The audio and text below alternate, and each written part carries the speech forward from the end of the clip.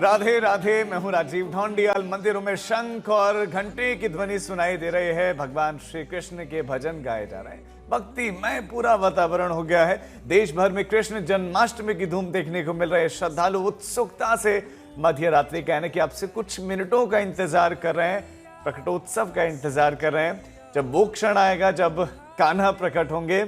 आपको अलग अलग जगहों की अब तस्वीरें दिखाती है, मनोरम दृश्य दिखा रहे हैं, भक्तिमय माहौल दिखा रहे हैं। भक्ति भाव से लोग श्रद्धालु विभोर हैं। आज पूरे देश में बड़ी धूमधाम के साथ जन्माष्टमी का पर्व मनाया जा रहा है। देश में भगवान श्री कृष्ण के अनगिनत मंदिर हैं जहां श्रद्धालु पहुंच चुके हैं, भगवान की विधिवत पूजा कर रहे हैं। आपके सामने ये 8 शहरों के अलग अलग जगहों की श्री कृष्ण मंदिर की ही तस्वीरें और कृष्ण की भक्ति और भक्तों का ये सैलाब उमड़ पड़ा है।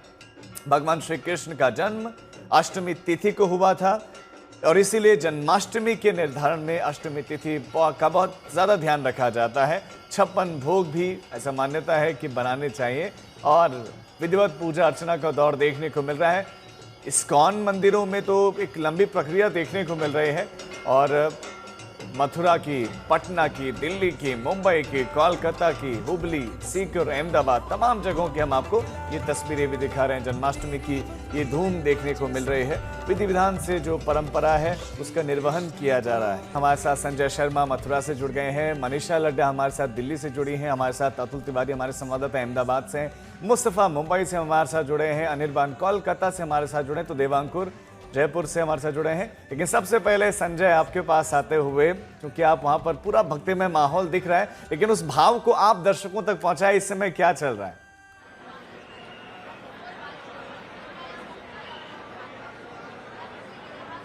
आज कृष्ण जन्मोत्सव है और साथ ही महामाया का भी जन्मोत्सव है, जो कृष्ण की यशोदा जी के गर्भ से उत्पन्न हुई और योग माया जी के जन्म के साथ और कृष्ण जन्म के साथ यही कहा जा सकता है, कृष्णाय वासुदेवाय हरये परमात्मने प्रणत क्लेश नाशाय गोविंदाय नमो नमः। तो ये ऐसे हैं कि इनको सिर्फ प्रणाम करने भर से, ऐसा भागवताचार्य ने कहा कि जन्म जन्मांतर के क्लेश नष्ट हो जाते हैं।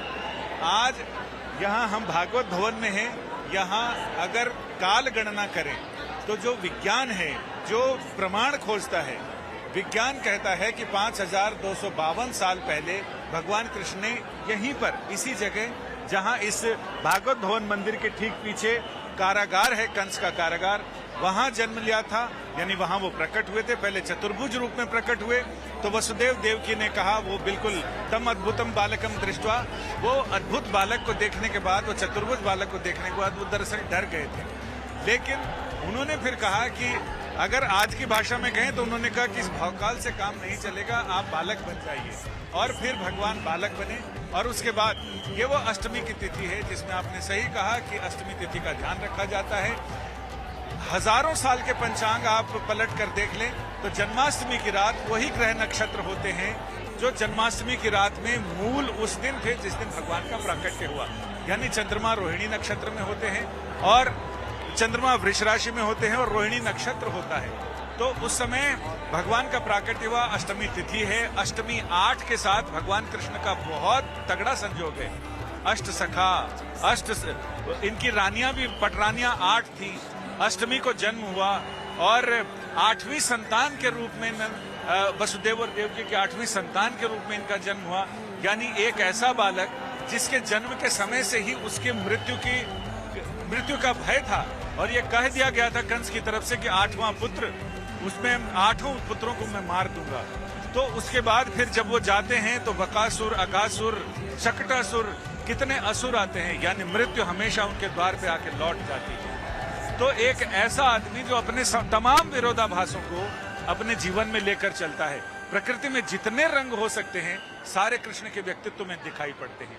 बचपन से लेकर और जब उन्होंने अपनी लीला का समापन किया तब तक तमाम चीजें, यानी कृष्ण एक आदर्श भक्त भी हैं, आदर्श भगवान भी हैं, आदर्श मित्र भी हैं, आदर्श शत्रु भी हैं। और उन्होंने जीवन के जितने रंग होते हैं, जितनी भावनाएं आप कल्पना कर सकते हैं, वो सारी भावनाओं को कृष्ण ने उदात्तता के साथ और पूरे चरम और परम रूप में दुनिया को प्रदर्शित किया। यही वजह है कि कृष्ण आज भी हमें आकर्षित करते हैं। नई पीढ़ी को आकर्षित करते हैं।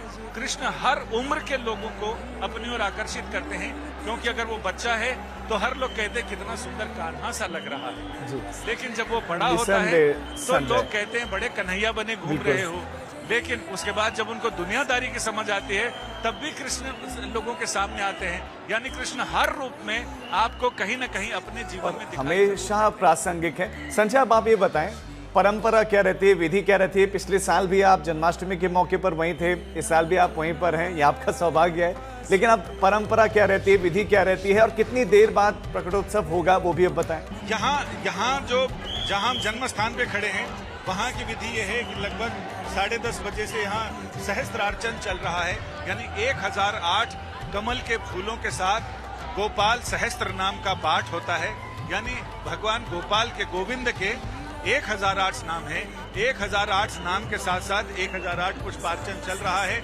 जो इस मंदिर के निर्माता हैं सेठ डालमिया जी, उनके वंशज हर साल यहाँ आते हैं और वो सहस्त्रार्चन में भाग लेते हैं। और अब थोड़ी ही देर में कपाट, यानी जन्मोत्सव के प्रतीक के रूप में मंदिर के कपाट बंद हो जाएंगे और ठीक 12 बजे मंदिर के पट खुलेंगे और उसके बाद आरती होगी, यानी जन्म आरती होगी।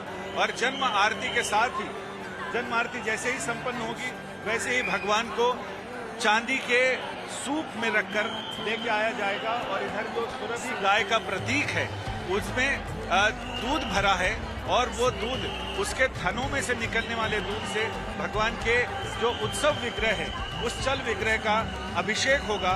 और उस प्रतीकात्मक अभिषेक के साथ फिर इधर मेरे जो दाईं ओर चौकी दिखाई पड़ रही है जहाँ चांदी के 2 कलश हैं छोटे और साथ ही वहाँ बीच में शंख है, तो वो दक्षिणावर्ती शंख से उन्हें वहाँ कमल पुष्प में से, मतलब चांदी का कमल का फूल है जो धीरे धीरे खुलेगा और उसमें से भगवान की उत्सव मूर्ति प्रकट होगी।